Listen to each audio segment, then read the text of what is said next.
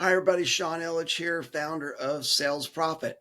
For the past 22 years, I've been very focused on email marketing, and that's expanded into marketing automation as well as sales automation tools.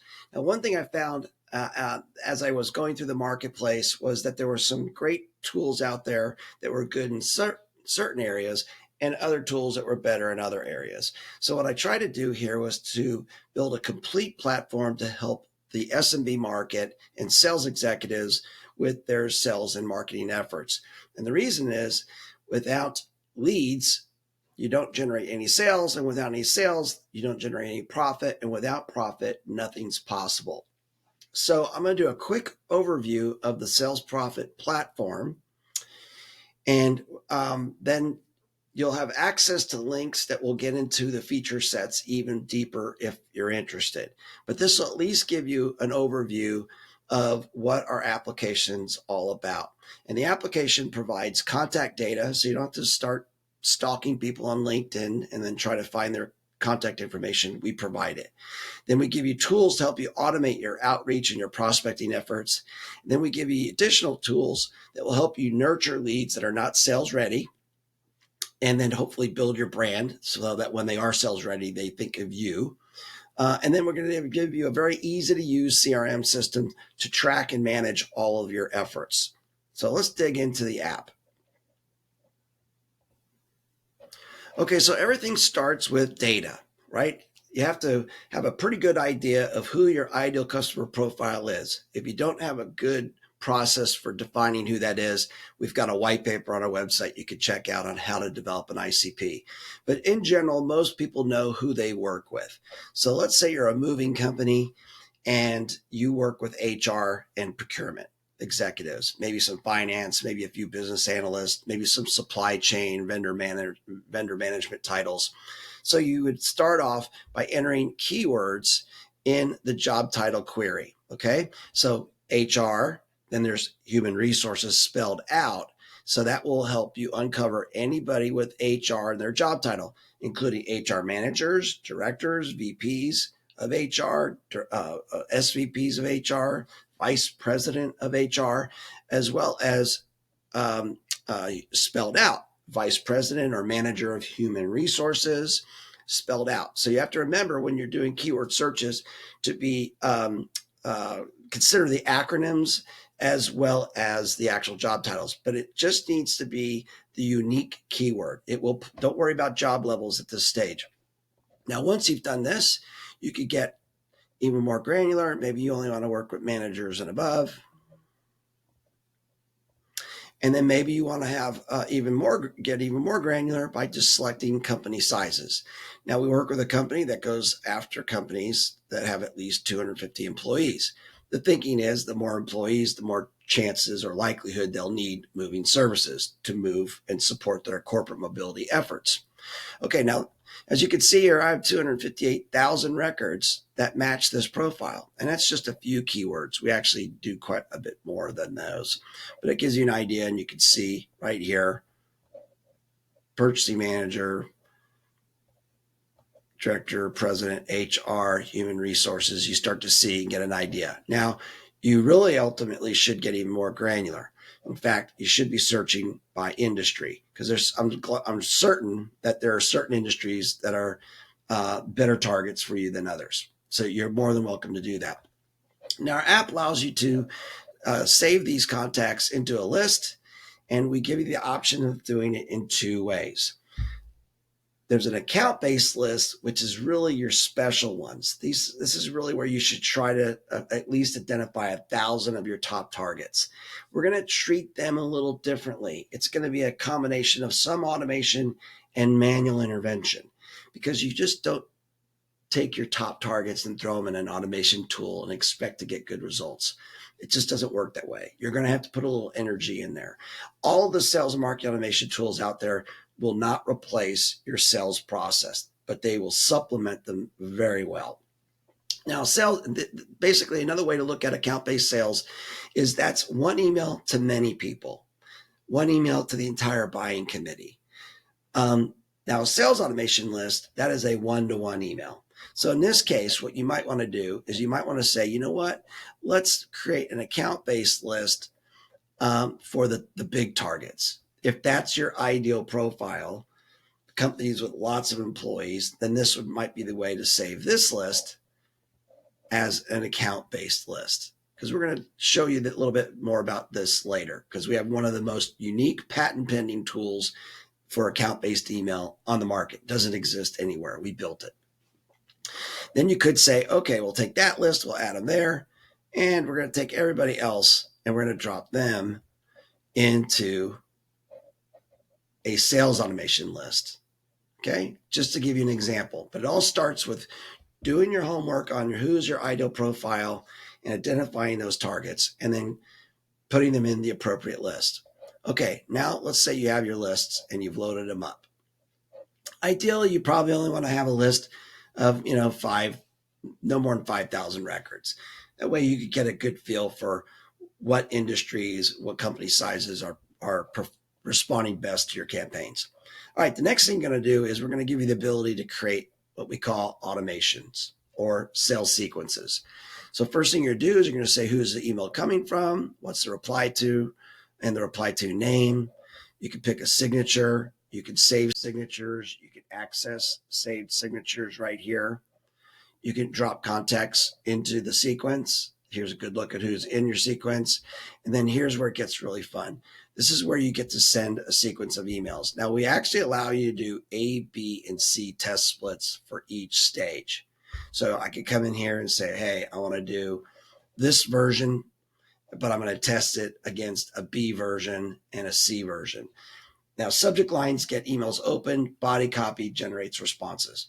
But regardless of how you want to test it, this is just a simple sequence. After 4 days, if they haven't responded, then we send them another message. And after 5 days, if they haven't responded, we send them yet another message. And you can keep doing this till infinity. But after about 3 to 5 steps, we generally say, give it a break, put those people back in sequences later, because that really impacts your ability to reach. Instead of sending 3 emails to one person, why not send 1 email to 3 people? That's the thinking. So you have to kind of balance out the number of sequences and against what you're trying to achieve in regards to market reach and penetration. Okay, now as you're writing your sequence, you can access any variable in the database that you want. You can save an email template right from here. You can update the sequence right from here. Or you can access a pre-built template from a previous campaign and make some edits there. You can preview the sequence over here. You can kind of see each step, 1, 2, 3, so you get a good feel for it. You can send yourself a test message to make sure you're happy with the way it renders. Then you have a scheduling platform, very simple, drag and drop feature. You can skip holidays automatically. You can also save this schedule as a template or access another template or another schedule. It's great because you don't have to do this for each schedule. You might have an evening campaign. You might have a weekend campaign or a combination thereof. Now we have something that we built that we're real proud of called a rules engine. As opposed to just arbitrarily inviting everyone who matches your profile to connect on LinkedIn, what we do is we've got 3 rules that we've created or tasks that can be created based off behavior. Lead with email because you get more volume out with email than you can LinkedIn.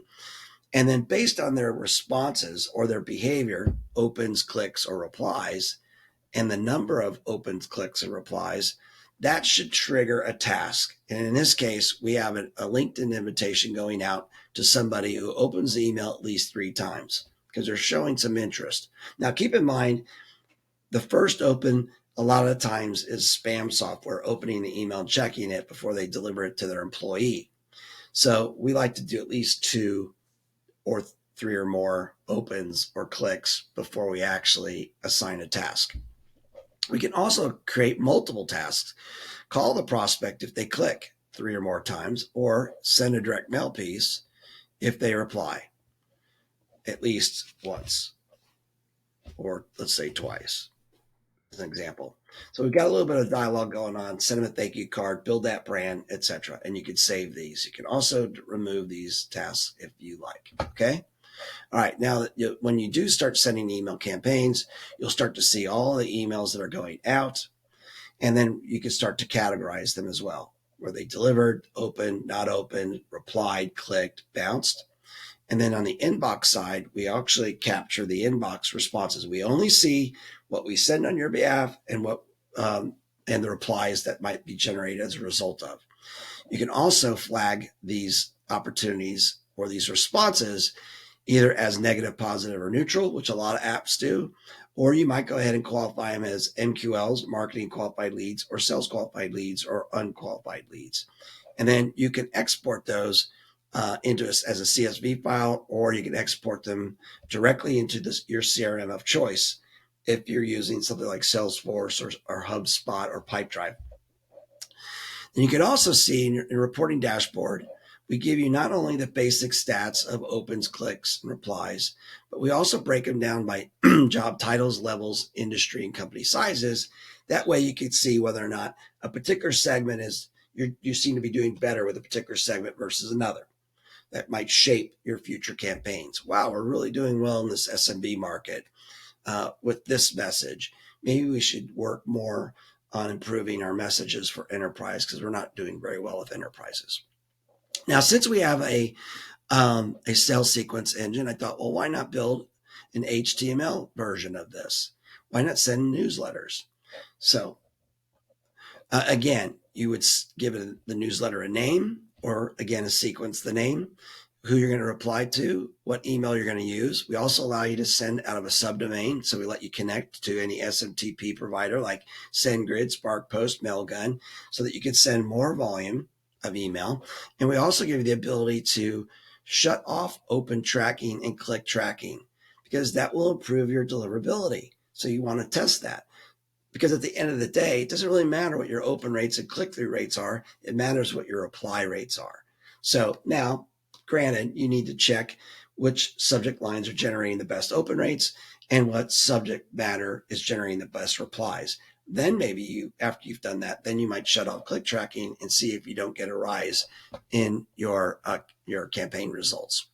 So in this case, we do two things here that are really cool.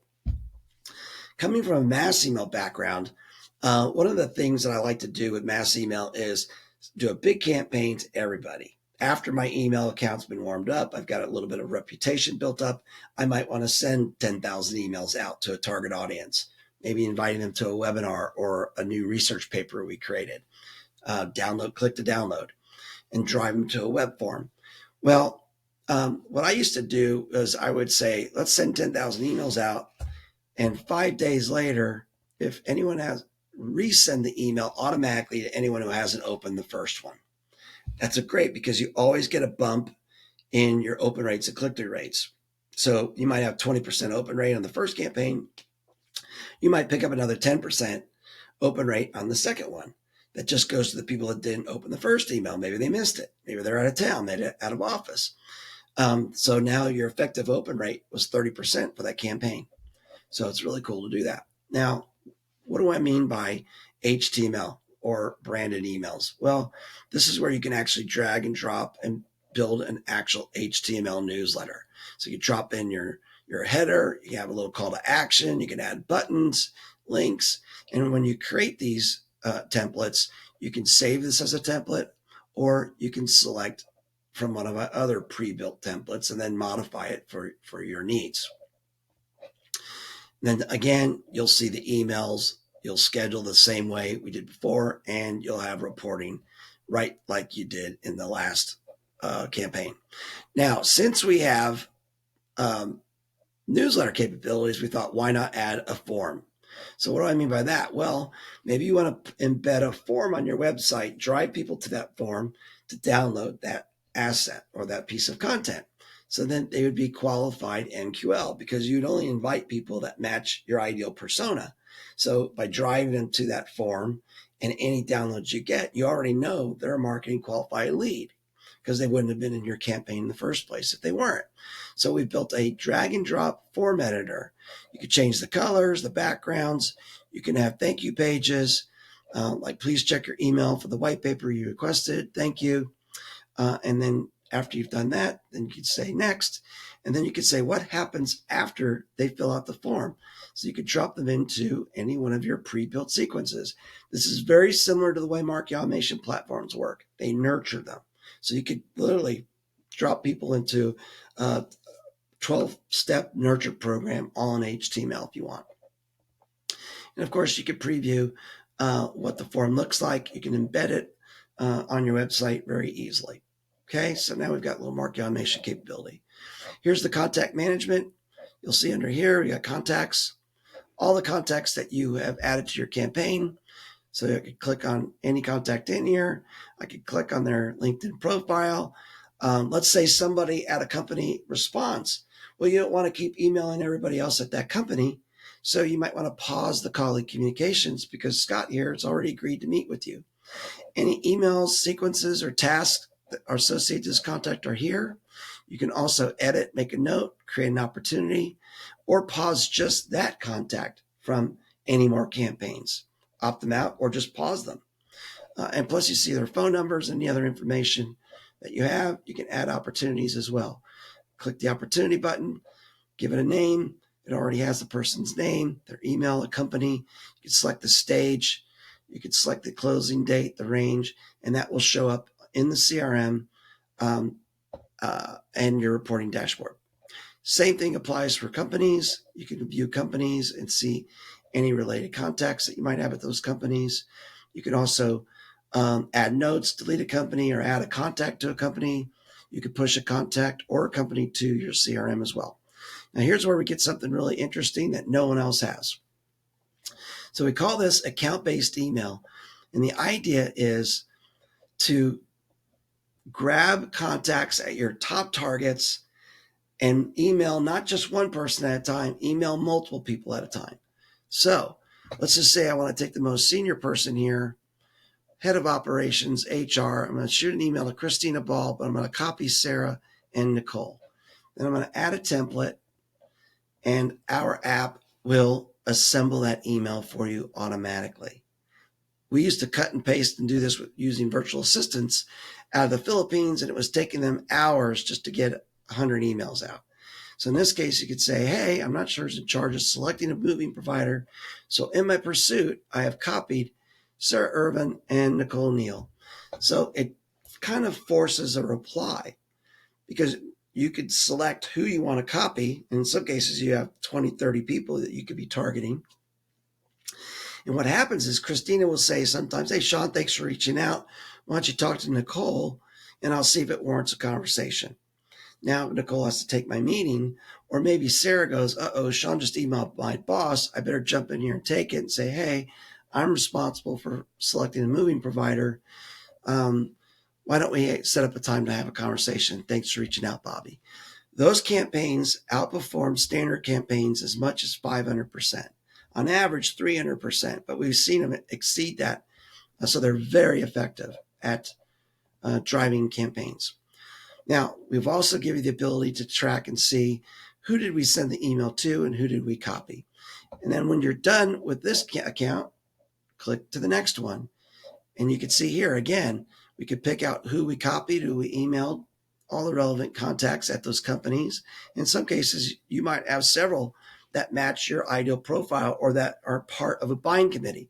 Buying committees, according to Harvard, could be as many as 16 people.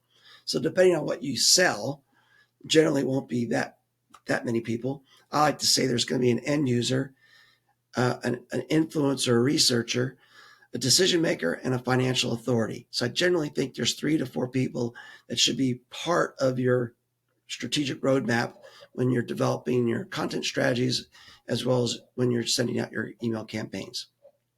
All this data is here. I can see how many emails are sent. And if in this case, if I don't get any traction with Megan, then after 2 or 3 messages, well, then maybe I try Carmine or Dominique or Sandy. So I'm basically trying to make and get traction into that account. Now, my metrics are a little bit different because all the attribution goes to the email or the person I sent the email to, meaning that if I copy other people, like in this case, Karen and Jennifer, and they open up the email, the metrics will actually show Megan as the person who opened the email, who might not have opened the email. But I'm less concerned about who opens the emails.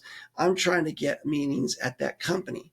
And by showcasing and adding certain people into the same email string, I'm proving that I've done my homework and I've identified some key people, and I'm going to keep going into that account until I get where I want. We're also going to be adding some news feature for anyone that you label as an account-based target. You'll be getting a news feed so that you can generate even more relevant conversations based off of things like mergers, acquisitions, new leadership, funding announcements, job board data, whatever it is that will help you create a relevant conversation is what our goal is all about. Now, then we get into the opportunity management. You could completely customize your pipeline however you like. You could generate opportunities here. You can create opportunities here. You can create opportunities at the company stage or at the contact stage. And then we have complete task management. So all those rules you created are going to show up in your task manager. So all of those rules that you created in your sequences to connect with somebody on LinkedIn, to call the prospect, or to send them a direct mail, maybe a thank you note, they will show up right here in your task management dashboard. If you see a little triangle like this, that means that your LinkedIn connection is broken with our app, so you need to reset your connection. In your settings section, you'll notice this is where you connect your mailboxes. You can connect as many mailboxes as you like. We have gone through security audits with Google Office as well as PwC. And so we have one-click integrations and approval to connect to those applications, but we also took it a step further by allowing you to connect to like Mailgun or any other SMTP. Now that gives you the advantage of sending mass email out of a subdomain, so you don't damage your primary domain. So you create a new domain, warm that up, create a subdomain, gives you a lot of options. So in case you burn your subdomain, you could simply create a new subdomain and a new SMTP connection, warm it up properly, and you're back up and running, as opposed to just getting shut down completely. As I mentioned earlier, we integrate with Pipedrive, HubSpot, Salesforce. This is where you connect your LinkedIn account. Now, granted, right now, you have to add your session cookie and your session ID. We give you instructions how to do it. It's a 30-second process, maybe a minute. But once you connect them, then we're able to send those automated connection requests based off of people's behavior. Well, this is where you can save your templates and update them. So if you want to view a template, like in this case, we have a template here that we just created using our email editor. We can make changes and save them. You can also change your LinkedIn messages on LinkedIn. So you only have about 300 characters you can use when you send a LinkedIn invitation. So there you can make your changes there. And of course, on your templates, you can also make in your text-based sequences any changes to your templates here as well. We've got blacklist capabilities. So that there's two types of blacklists. There's domains. Domains means these are companies that we do not want to communicate with. They could be competitors, could be existing customers, could be your resellers. So anyone with an email address that ends in that domain will automatically be suppressed. We also do that for emails. So anyone that might have opted out of previous campaigns, you would simply upload them as a CSV, just their email address, and they'll be suppressed from our list. If you go to your contacts tab in a campaign, sometimes you'll see this person's been blacklisted. You could create custom fields. Custom fields are great.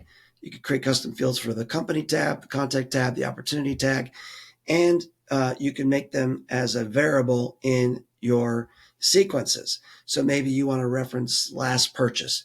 Hi, Bob. It's been a while since we've done any business with you. In fact, our records show your last purchase was July 4th, 2022. You can add team members. You can impersonate them so you can see what kind of campaigns they're running. You could delete their records. You can deactivate them. You can manage their billing. You can also change their password, and you could change their role. They're either a user or a manager. Managers have access to the entire account. Users don't. We have an API first approach, so we can do a lot of integrations. Here's where you can edit your schedules.